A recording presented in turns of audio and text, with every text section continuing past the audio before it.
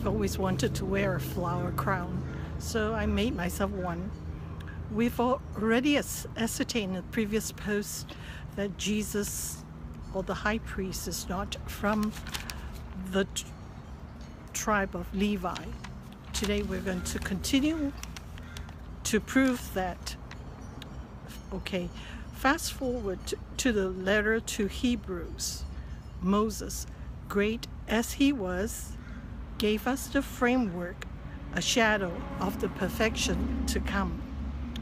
Through Moses, God gave us the priestly family of Moses, Aaron, and the Levites that minister between God and man, receiving all the sacrifices and ministering the forgiveness of sins.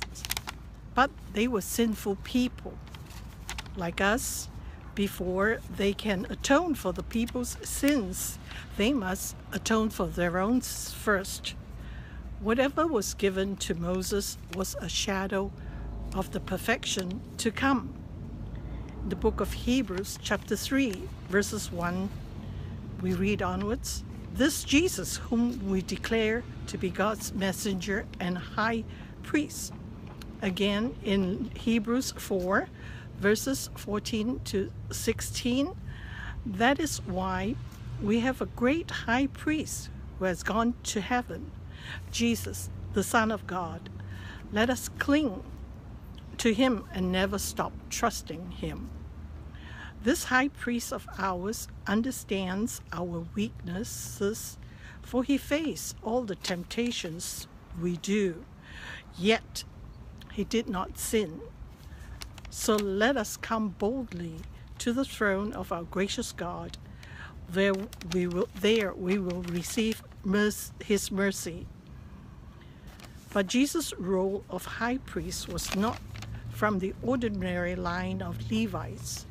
Jesus was chosen by God, who said to him, echoing the words of Psalm 110, verse 4, "You are my son.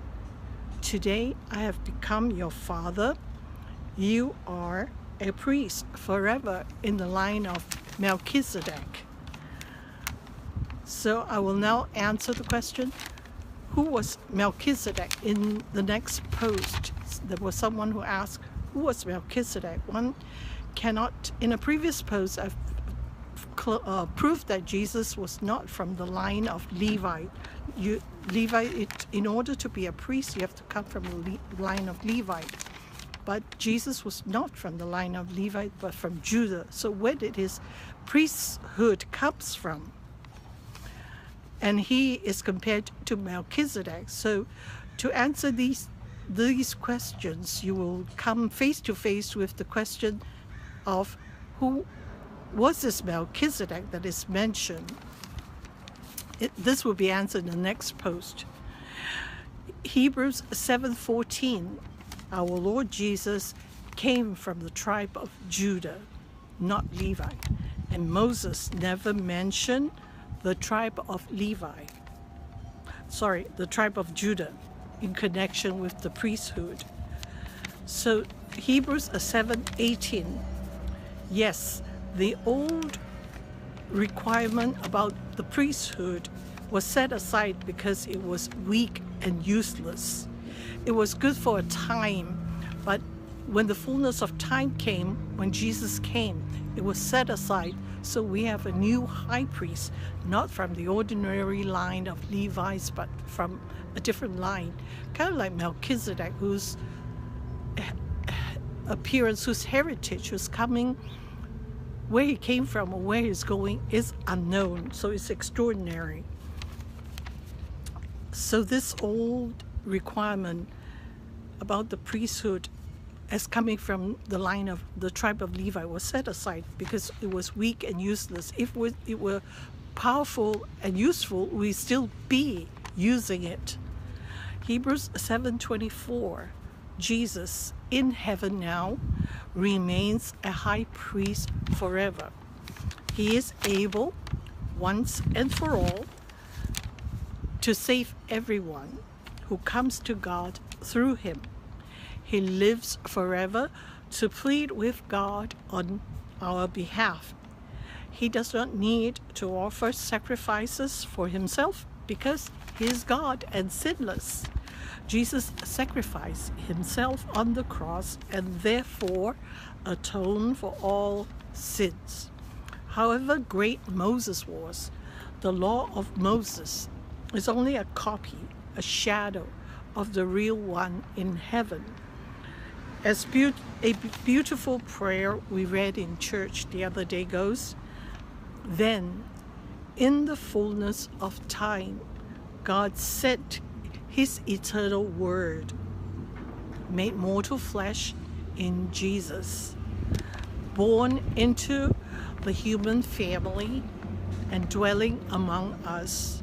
He revealed God's glory, giving himself freely to death on the cross. He triumphed over evil, opening the way of freedom and life." So we have a perfect high priest in heaven, Jesus, who is God himself. So he is the only acceptable high priest that will mediate between us and God. And we thank God for this wonderful gift that is perfect, and that through Jesus we can approach God. And in the next posting I will answer completely the question of who was Melchizedek. So in order to answer it, we need to understand the priestly line of Levites as given by the law of Moses, and how it relates to Jesus, and how Jesus is compared to Melchizedek. Thanks. I hope you like my flower crown. Always wanted to wear one.